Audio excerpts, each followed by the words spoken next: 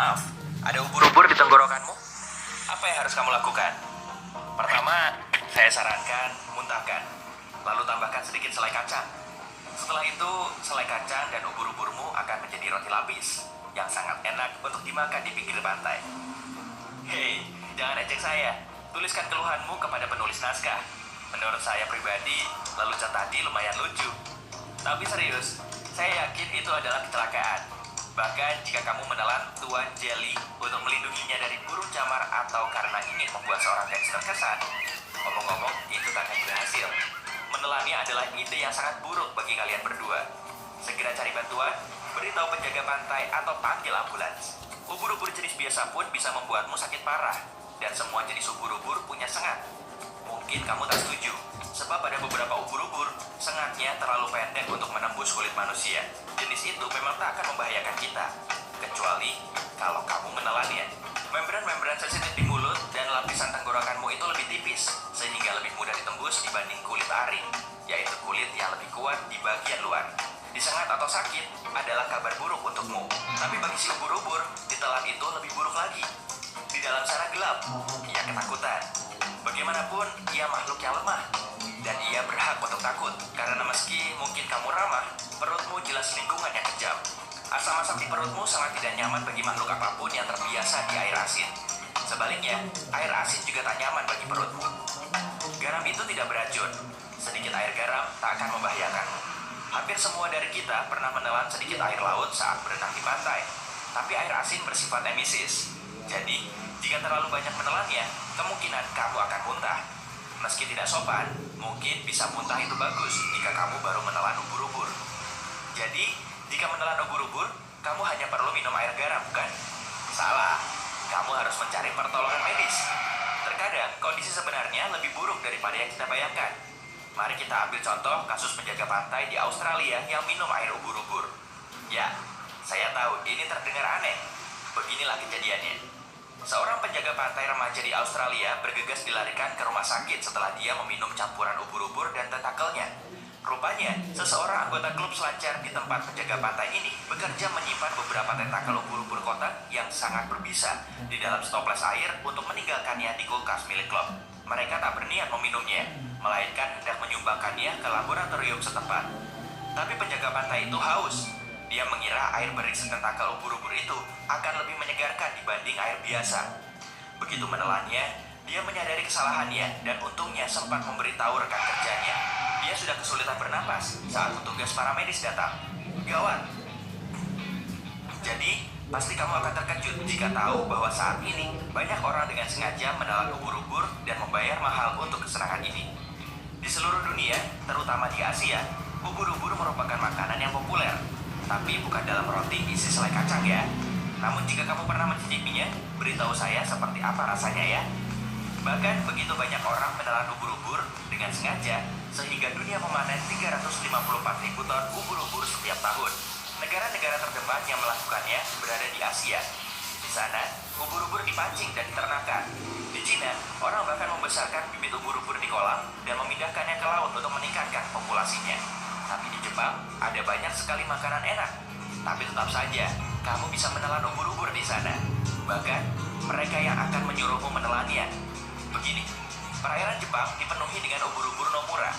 Berat mereka bisa mencapai 240 kg. Mereka begitu besar, sehingga jika tertangkap oleh jalan nelayan, kapal mereka bisa tenggelam. Oh, seperti ubur-ubur sumo. Kamu tak akan bisa menelan satu ekor sekaligus. Tapi, jika kamu bisa menggigit sedikit saja, Jepang akan sangat berterima kasih padamu. Terlalu berlimpahnya ubur-ubur nomura bahkan menimbulkan masalah, sehingga pemerintah Jepang memutuskan cara terbaik untuk mengatasinya adalah dengan menjadikannya makan malam. Bukan untuk bermain kartu, atau untuk mengobrol tentang ikan lain, tapi untuk makan malam dan makan siang. Bahkan dijadikan hidangan penutup super keren yang akan kita bahas nanti. Hebatnya, meski jumlah ubur-ubur nomura melebihi jumlah yang bisa mereka tangani, Jepang masih mengimpor tambahan 4.500 sampai 9.000 kg ubur-ubur untuk dikonsumsi setiap tahunnya. Ubur-ubur dapat dimakan dengan beberapa cara. Ubur-ubur yang didesalinasi, yang berarti kandungan garamnya sudah dihilangkan, rasanya tidak begitu gurih lagi, tapi hampir tidak mengandung lemak serta bisa menambahkan tekstur pada makanan.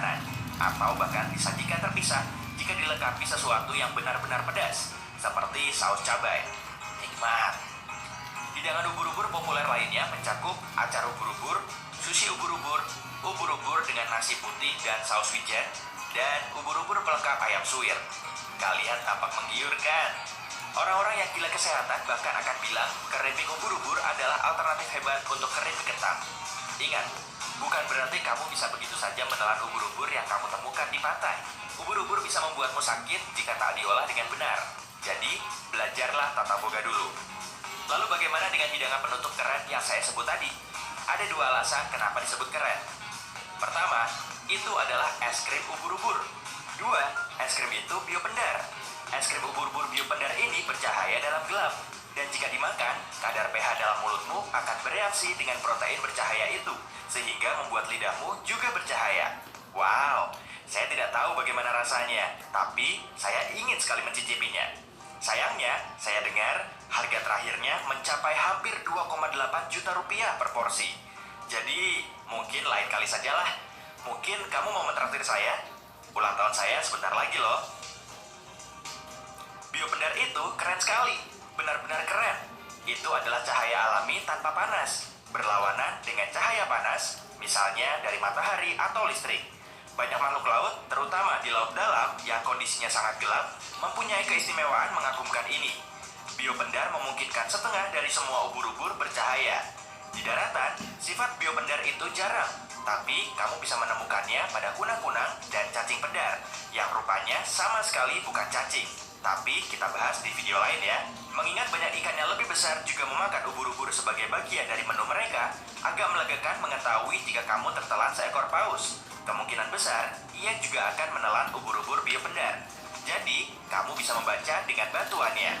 Dan jika kamu menelan seekor ubur-ubur biopendar, doktermu tak lagi butuh lampu senter untuk memeriksa tenggorokanmu. Ada hal keren lain tentang ubur-ubur bercahaya ini. Para ilmuwan meyakini ubur-ubur biopendar memakai kilatan cahaya untuk berkomunikasi, mirip mercusuar di bawah laut. Mereka juga menggunakan kilatan cahaya untuk memikat pasangannya. Sebagian ubur-ubur memakai biopendar ini sebagai kamuflase. Alih-alih mengubah bentuk mirip batu, seperti yang dilakukan ikan batu, kemampuan biopendar menjadikan ubur-ubur menyerupai tempat yang disinari matahari. Saat pemangsa berenang di bawah mereka dan mendongak ke atas, mata mereka akan terkena silau cahaya itu dan mengiranya sebagai matahari. Jika itu tak berhasil, ubur-ubur melakukan cara yang mengerikan sekaligus keren, yaitu dengan melepaskan salah satu tentakelnya yang bercahaya itu dan menanggalkannya. Tentakel itu akan terus bercahaya seraya turun dan mengalihkan pemangsa. Lalu ubur-ubur akan memadamkan cahayanya dan menyelinap kabur. Bahkan yang lebih keren lagi, tentakel baru akan tumbuh melalui proses regenerasi. Kamu tak perlu menyelam untuk melihat hewan-hewan bercahaya ini. Ada banyak akuarium yang punya ubur-ubur, dan terkadang ada yang berjenis biopendar, dan umumnya diletakkan di ruang remang, sehingga kamu bisa memandangi keindahannya. Warna mereka beragam, dan menyala berkedip-kedip. Sangat layak dilihat. Orang juga menelan ubur-ubur dengan alasan medis dan mistis. Sebagian orang berpikir, dengan memakannya, nyeri otot bisa hilang atau bahkan meningkatkan daya ingat. Sementara untuk alasan mistis, saya tidak bilang kamu bisa memikat gadis impianmu dengan makan ubur-ubur, tapi orang Cina sudah menggunakan ubur-ubur kering sebagai ramuan cinta selama lebih dari 1.700 tahun. Jadi, ingat, jika kamu menelan tuan jelly dan kamu merasa geli, segeralah ke toko daging sapi. Sapalah Pak Budi yang baru akan pergi. Lalu setel TV dan tonton sampai